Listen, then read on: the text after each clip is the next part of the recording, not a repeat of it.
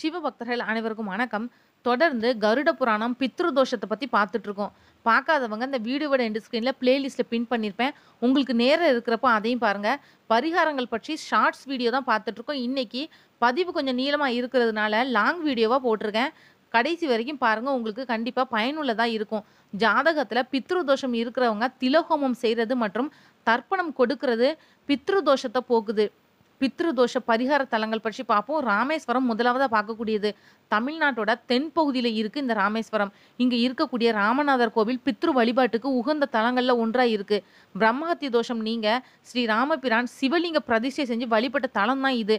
ராமேஸ்வரத்துல 22 தீர்த்தங்கள் இருக்கு. இதுல அக்னி தீர்த்தம் அப்படின்றது ராமேஸ்வரம் கடலை குறிக்குது. இது பித்ரு தோஷத்தை போக்கக்கூடிய ஆற்றல் கொண்ட தீர்த்தமா கருதப்படுது. ஜாதகத்துல பித்ரு தோஷம் இருக்கிறவங்க ராமேஸ்வரம், திருப்புல்லானி ஆகிய இடங்கள்ல தில ஹோமம் செய்யறது மற்றும் தர்ப்பணம் கொடுக்கிறது பித்ரு தோஷத்தை போக்கும். திலம் அப்படின்றதுக்கு எல் அப்படின்னு பொருள். அடுத்ததா தில தர்ப்பணபுரி. மயிலாடுதுறையில இருந்து திருவாரூர் செல்லக்கூடிய சாலையில பூந்தோட்டம் அப்படின்ற ஊர்ல இருந்து 2 கிலோமீட்டர் போனோம்னா தில தர்ப்பணபுரி அப்படின்ற ஊர் வரும். இங்க முக்தீஸ்வரர் திருக்கோவில் இருக்கு. இந்த ஆலயத்துல தான் ஸ்ரீ ராமபிரான் தன்னோட தந்தை தசரதர் கழுகு பறவையான ஜடாயு ஆகியோருக்கு தர்ப்பணம் கொடுத்ததா தல புராணம் சொல்லுது.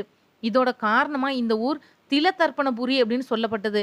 ராமேஸ்வரத்துல செய்யப்படக்கூடிய பித்ருக்கள் சம்பந்தமான எல்லா பூஜைகளும் தில தர்ப்பணபுரியிலும் செய்யப்படுது. அடுத்ததா திருப்புவனம். பாண்டிய நாட்டோட பாடல் பெற்ற 14 தலங்கள்ல திருப்புவனமும் ஒன்று.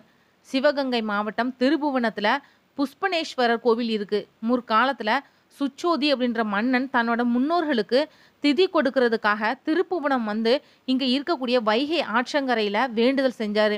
இங்க இறந்தவங்களோட அஸ்தியை கரைத்தா அவங்களுக்கு பாவ விமோசனம் கிடைக்குமாம்.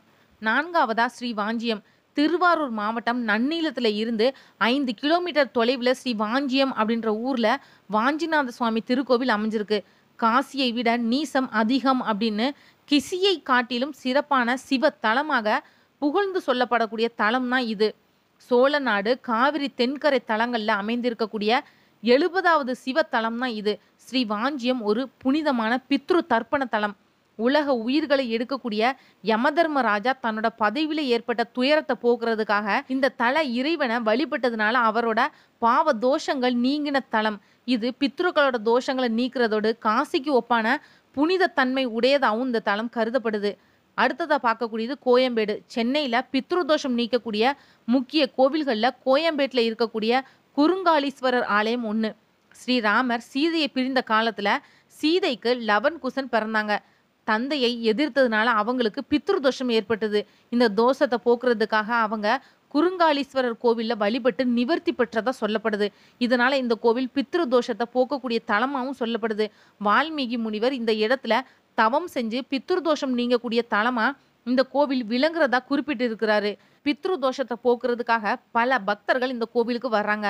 1000 பிரதோஷம் தரிசனம் செய்த பலனை இந்த கோவில்ல தரிசனம் செய்தது மூலமா பெறலாம் அப்படின்னு சொல்லப்பட்டிருக்கு. இன்னும் நிறைய நதிகள், கடல்கள், அருவிகள்னு எல்லா இடங்கள்லையும் பித்ருதோஷ பரிகார தலங்கள் இருக்கு.